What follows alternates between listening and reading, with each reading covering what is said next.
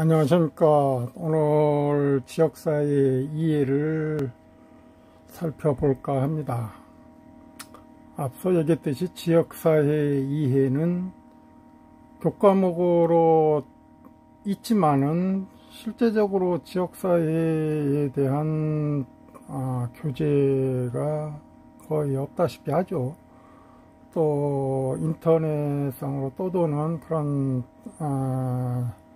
자료도 불분명하게 나돌고 있고요. 그래서 지역사회에 걸맞는 이론적이고 또 개념적이고 또 유형적인 것을 우리가 찾고자 하는 이유는 지역사회를 어떻게 볼 것이냐, 그 지역사회가 나하고 어떤 관계가 있고 어떤 필요성 때문에 알고 싶어 하는가 라는 것을 우리가 진지하게 살펴보고 또 직시하자는 그런 의미에서 지역사회 이해를 강의를 하고 있습니다.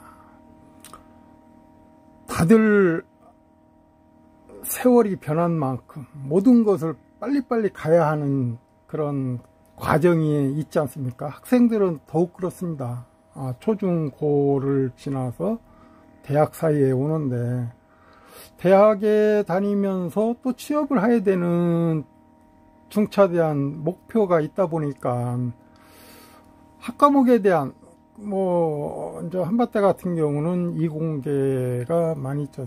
주로 이제 공과대로 이렇게 발전한 대학이기 때문에, 그러나 인문사회학적인 그런 의식과 양식을 가져야 되겠다는 학교 측의 그런 바람을 지역사회 이해라는 그런 과목, 또 다른 교과목 많이 있죠. 그걸 통해서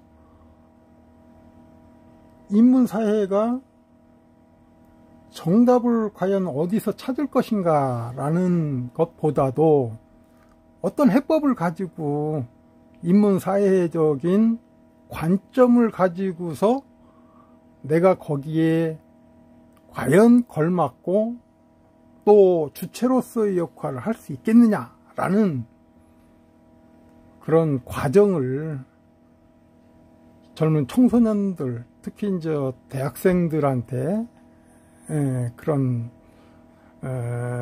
과정을 배우는 학습이라 이렇게 여겨집니다. 앞서 얘기했듯이 지역사회라는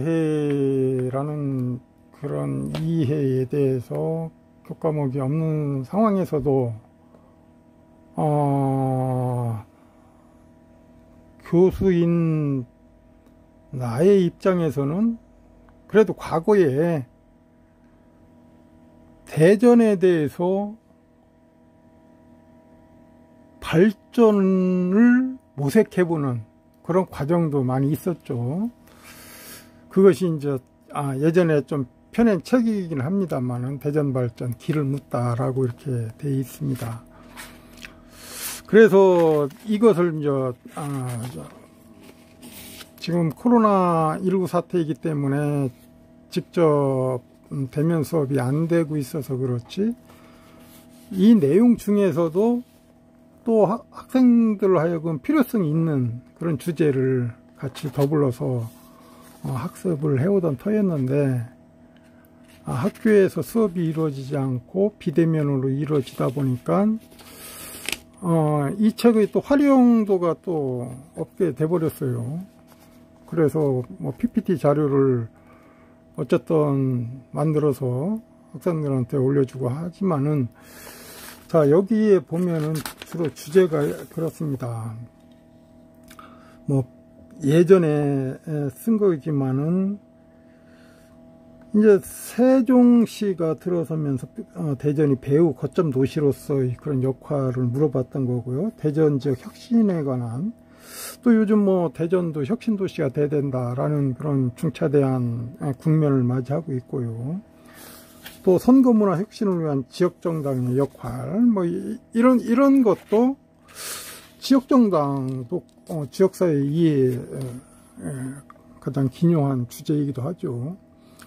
그리고 대통령 선거에서 대전 충청 지역의 역할, 또 감사하기 운동을 통한 공동체 의식 제고 방안, 또 과거 지방선거에서 여론조사가 유권자 및 후보자에 미친 영향, 이런 것도 있고요. 또 청주 청원 통합대에서 거대 도시를 꿈꾸고 있는 지금 청주시, 그 이전에 청주 청원이 어떻게 통합할 것이냐, 그런 것도 지역사회의 문제이기도 했었죠. 그리고 지자체 발전을 위한 거버넌스 모색, 대전시와 충남도를 중심으로 했던 겁니다. 그래서 학생들한테 이런 책자를 같이 소개하면서 토론 수업을 위주로 하고자 했으나 코로나19 때문에 못한 점 아쉽게 생각하고요. 다만 교수가 의도하던 대로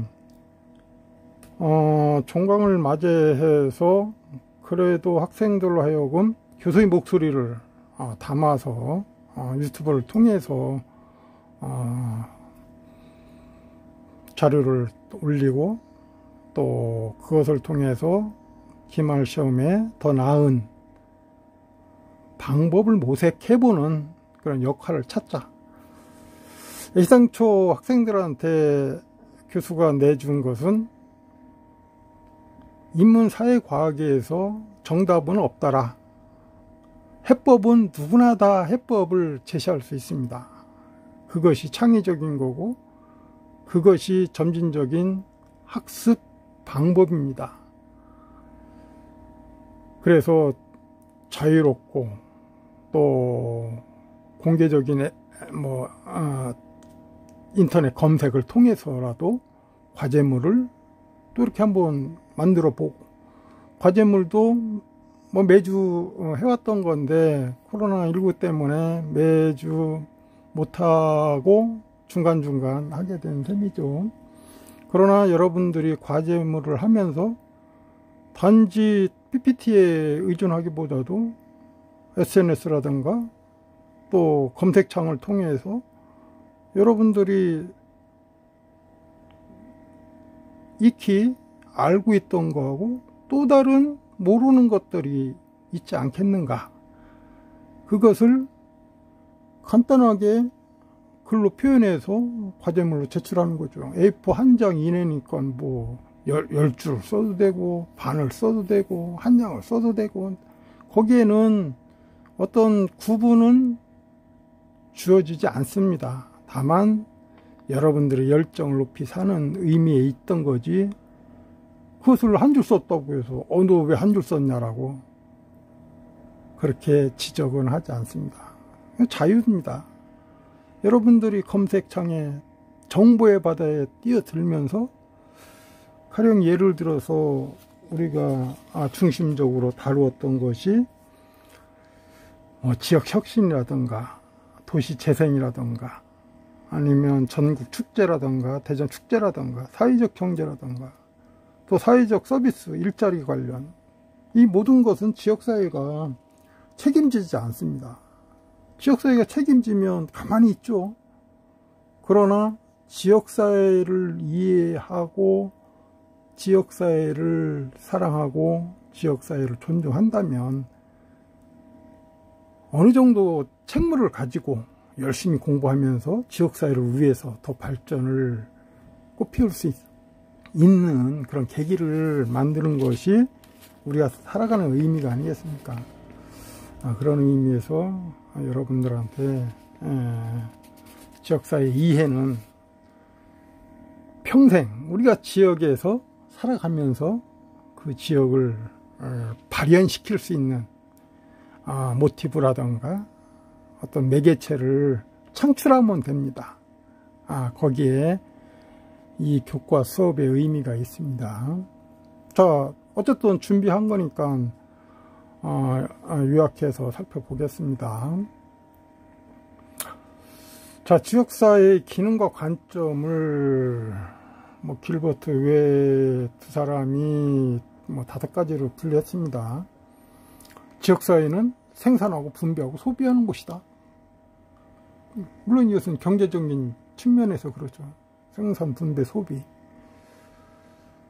먹고 사는 문제, 또 의식주 문제, 그리고 교환, 또 서비스, 분배, 이런 것들이 지역에서 일어나는 현상입니다. 누구나 다 사람을 만나야 되고, 사람과 교류해야 되고, 또 물건을 사야 되고, 또 물건의 값어치를 또 따져야 되고, 또 그것이 어떠한 서비스를 가져다 주는 건지, 또 지역민들을 위한 공무원들의 역할론도 같이 곁들여지는 거죠. 그래서 정부, 우리가 지자체 하면 광역 지자체가 있고, 또 광역 아닌 기초자치단체가 있죠. 그러니까 광역자치단체냐 기초자치단체냐 그런 얘기죠. 앞서서 우리가 이제 대전 광역시 하면은 광역 기초단체, 대전 서구, 대전 중구, 대덕구, 유성구 하면은 기초자치단체죠. 자, 정부를 비롯한 각종 전문가 정부단체 교육관도 경제적 기능을 담당하는, 그러니까 모든 것이 다 거버넌스의 관계성 속에서 우리가 살아가는 데 있어서 가장 유익한 것이 뭐냐, 편리한 것이 뭐고 서비스가 뭐고라는 것을 이런 지역사회의 기능을 통해서 알 수 있다는 겁니다. 자, 그러면 두 번째는 지역사회의 사회화 기능이 뭘까? 사회화. 한 개체가 태어나서 가정에서 자라고, 또 학교 다닐 때 학교로 가죠. 초중고 다니고, 대학 다니고, 또 이제 졸업하면 일반 사회에 나가고, 직장 갖고, 이제 그러지 않습니까? 그것이 다 사회화 과정이고, 그 과정에서 여러 가지 지식이라든가 사회적 가치라든가 행동 양태, 그 구성원들에게 영향을 미치고 영향을 받을 수도 있죠. 사회화라는 것은 사람들이 살아가는 데 있어서 여러 가지 과정이죠. 그것을 우리는 이제 가족 제도를 통해서 이렇게 살펴볼 수 있다는 거죠. 가정과 사이에서 인성과 사고하는 힘을 균형 있게 또 이루어져야 하는 그런 목표도 가지고 있습니다. 특히 어린 시절, 나 초등학교, 나 중학교, 나 고등학교, 나 대학 시절, 라떼는 말이야, 이제 그런 식으로 표현하지 않습니까? 요즘에 라떼는 말이야, 그때 사회 과정이 어땠다, 그런 식으로 우리가 이제 표현하는데, 이런 사회화도 지역사회에 영향을 미칩니다. 셋째는 사회 통제 기능이 있습니다. 이건 법과 도덕과 규칙이죠. 어떤 규칙을 통해서 그것을 준수하고, 그러기 위해서 이제 강제력을 행사하는 것이죠. 통제가 없다면 사회는 무기력하고, 무질서하고, 또 사회는 혼란이 올 수도 있습니다. 그런 것을 범죄 도시다, 영화 제목처럼 범죄 도시가 될 수도 있는 것이죠. 그러나 통제가 가능하다면 범죄 도시도 존재하지는 않다, 영화 속에서 범죄 도시만 있을 뿐이다 라고 이렇게 보면 됩니다. 사회 통제 기능이 결여되면 질서파괴, 비행과 범죄 만연, 사회 해체 현상, 우리가 감당할 수 없는 막다른 골목까지 가게 되죠. 그래서 통제가 필요한 것이고, 우리가 법과 도덕과 규칙을 잘 지키자고 하는 의미입니다. 그래서 통제를 담당하는 1차적 기관 정부로서는 경찰력과 사법권이 있죠. 그래서 강제력을 발휘한다는 거. 그러나 거기에만 우리가 목표를 두는 게 아니라 가정, 학교, 종교, 사회관 등 부분적으로 사회 통제 기능을 해야 되죠. 수신제가 치국평천하, 얼마나 멋진 말입니까? 스스로 자신을 잘 가꾸고 자신을 잘 통제하는 것이 국가를 위한 길이다라고 봅니다. 자, 네 번째는 사회 통합 기능이 있습니다. 사람들 스스로 규범을 준수하고 바람직한 행동, 뭐 바르게 살기 운동한다. 아니면 어떤 조직단체를 만들어서 지역의 일꾼으로서, 지역의 지도자로서, 지역의 하모니를 만들어내는 그런 사람으로서 다 통합을 할 수 있죠. 나는 탁구를 잘 친다. 탁구 동호회 가자. 그것도 사회를 통합하는 기능의 일부가 될 수 있는 것이죠. 어쨌든 우리가 살아가면서 여러 가지 기능이 있습니다. 그런 기능은 지역사회를 위한 거고, 지역사회는 자기 자신을 위한 것일 수도 있고, 자기 자신은 지역사회의 핵심 구성원이기 때문에 그렇습니다. 그래서 왜 지역사회가 중요하냐고요? 여러분들이 있고, 여러분 가족이 있고, 여러분들이 살아가는 그런 공간이자 또 꿈을 꿀 수 있는 그런 공간이기 때문입니다. 자, 그 다음에 다섯 번째는 상부상조의 기능입니다. 구성원들이 여러 가지 살다 보면 생로병사라는 그런 얘기가 있지 않습니까? 생로병사. 근데 이제 우리가 질병, 사망, 뭐 실업이라든가 사고라든가 이게 우연한 사고가 많이 발생할 수도 있습니다. 또 나이가 들면 또 질병하고 또 사망하고 또 누구나 예외 없이 다 관련이 있죠. 그래서 이런 갑작스러운 질병, 사망이, 실업, 사고 등이 없게끔 또 설사 있다 하더라도 서로가 상부상조 한다면은 보탬이 되고 또 건강을 찾을 수도 있고 질병으로부터 헤쳐나갈 수 있고, 요즘같이 코로나19 사태의 전염이 확산되는 시기에 우리가 상부상조하지 않는다면 얼마나 이 또한 부끄러운 일이겠습니까?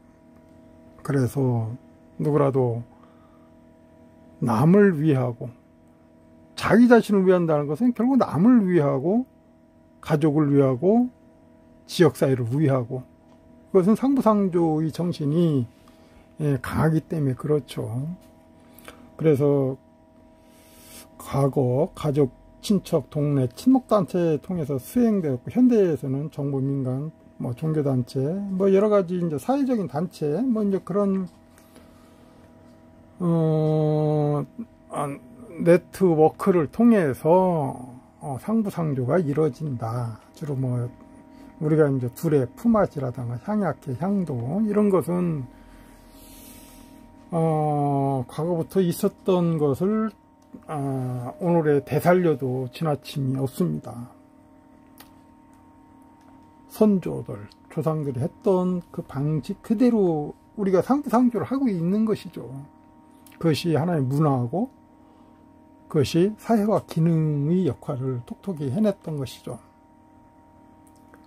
자, 우리가 둘의 품앗이, 향약, 향도, 뭐 개, 이것은 뭐 품앗이 같은 경우는 뭐 품바꾸이, 품아이, 뭐 이제 그런 식으로 하는데, 뭐 기브 앤 테이크라고 해도 과언이 아니죠. 자, 향도 같은 경우도 어떤 지역의 공동 목적을 달성하기 위한 그런 조직체로 오래전부터 있었던 것이죠. 자, 지역사회를 바라보는 이론적 관점은 세 가지로 나눕니다. 뭐 지역사회 상실론, 지역사회 보존론, 지역사회 개방론으로 이 점에 대해서는 많은 분들이 공감하는 그런 이론이지만은 기존 이론에 뭐 만족할 필요는 없습니다. 기존 이론은 바뀔 수도 있는 것이고요. 누누이 강조하지만 우리가 하는 인문사회과학의 탐구라는 것은 정답을 얻고자 하는 게 아니라 해법을 찾는 데 있습니다. 여러분들의 창의력을 돋보이게 하는 것이 인문사회 학습입니다. 그래서 인문사회과학의 중요성이 바로 거기에 있고요. 생각은 다 다를 수가 있지만은 그 다른 것을 차별하지 않고 오히려 존중하고 내 것과 무엇이 다른가, 공유할 수 있는가, 공유하지 못하는가, 공유하지 못한다 하도 상대를 존중하는 마음, 그것이 지역에서 살아가는 방도입니다. 그래서 이론 같은 경우도 우리가 항상 강조하죠. 이론이 뭐냐. 근데 이론이라는 것은 현상과 달리 나타날 수도 있고요.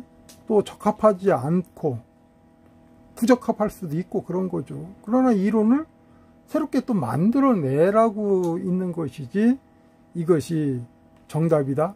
그것은 아닙니다.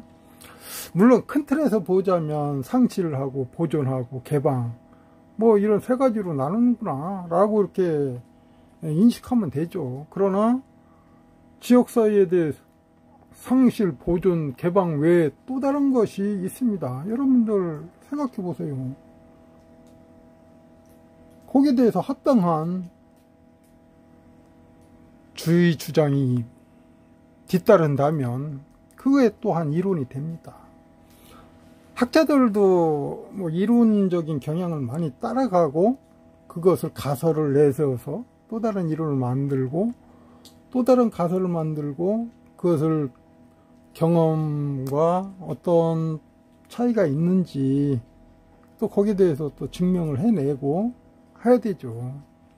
그래서 기존에 뭐 SNS상에 떠돌기는 하지만은 그리고 정리된 것이긴 하지만은 세 가지 관점에서 살펴보면 지역사회 상실로라는 것은 뭐 1차 집단의 해체, 공동체의 쇠퇴, 복잡한 도시와 산업사회에서 비인간적인 관계의 발전, 상실, 지역사회가 상실돼 가고 있다 라고 했을 때 이런 사례들은 지역사회 상실론하고 밀접하다 그런 얘기지. 그러면 지역사회가 상실되지 않게 하면 되지 않습니까? 자, 이런 상실론의 이론적 배경은 뭐 로맨틱한 향수가 바탕이 됐다. 먼저 그런 표현이긴 한데 뭐 이상적인 것으로는 복구될 수 없는 잃어버린 세계. 먼저 그런. 그러니까 상실론이라는 것은 극한으로 다다른 그런 상황을 얘기하는 식인 것이지 이런 상실론은 결코 도래하지 않을 것입니다. 왜냐? 건전하고 의식적이고 합리적인 우리 인간의 관점에서도 그렇고요. 또 공동체가 그것을 방관시하진 않을 겁니다.